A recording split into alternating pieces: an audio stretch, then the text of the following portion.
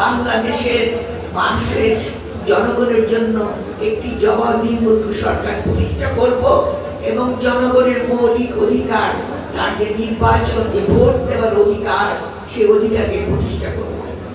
আজকে আপনারা দেখেন, আমি এখানে খুব বেশি কথা বলতে চাচ্ছি না, বেলা হয়ে গেছে অনেক, আপনারা সবাই ক্ষুধার্ত, তবু বলছি, আপনারা দেখেছেন বাংলাদেশে কিভাবে একটু আগে রুহুল কবির রিজভী আমাদের ডাকসুলের ইলেকশনের বর্ণনা দিলেন।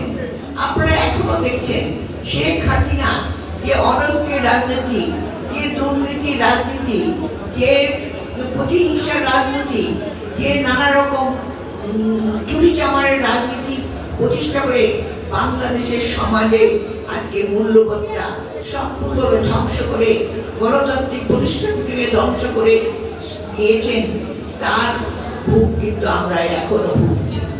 আমরা এখনো দেখছি আমাদের যে রাজনীতি নির্বাচন আগামীর সামনে, যে নির্বাচনের মধ্য দিয়ে বাংলাদেশ একটি সত্যি সুন্দর একটা রাজনীতি পাবেন, একটি সরকার পাবেন, যার মধ্য দিয়ে এই মানুষের আশা আকাঙ্ক্ষা, বিশেষ করে শহীদ জিয়া, বেগম জিয়া এবং তারই উত্তরাধিকার আমাদের ভারপ্রাপ্ত চেয়ারম্যান যে কষ্ট করেছেন, যে আন্দোলন করে আজ পর্যন্ত যারা কষ্ট করে চলেছেন, শহীদ জিয়া শহীদ হয়েছে, দেশনেত্রী বেগম খালেদা জিয়া মিথ্যা মামলায় জর্জরিত হয়ে অসুস্থ হয়ে আপসহীনভাবে এখনো লড়াই করে চলেছেন।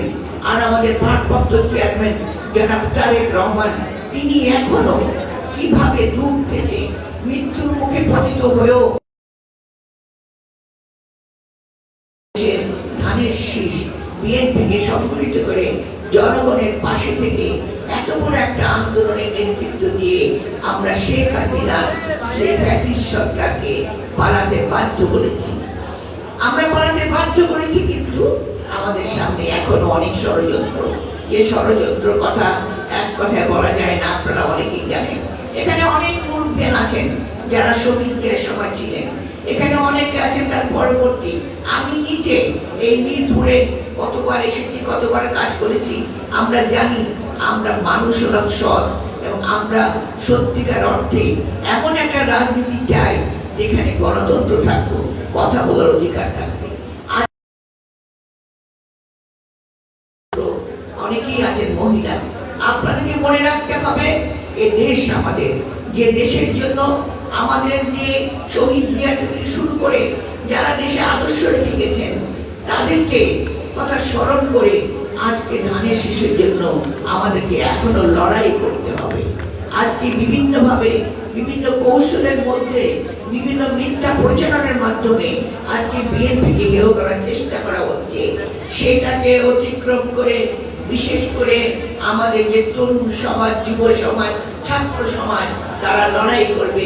ছেলেটা চলে গেছেন, সেই তার যে শ্রদ্ধা, তার প্রতি যে শ্রদ্ধা, সেই শ্রদ্ধা তখনই সফল হবে যদি আমরা সত্যিকার অর্থে কাজী আসাদের পথ অনুসরণ করে আগামী দিনে পথ চলতে পারি। তাই আমি এখানে সবাইকে আহ্বান জানাবো, আপনারা ঐক্যবদ্ধ হন। কাজী আসাদ, আমাদের শহীদ জিয়া, আমাদের বেগম খালেদা জিয়া যিনি এখনো লড়ছেন, আমাদের তারেক জিয়া কথা স্মরণ করে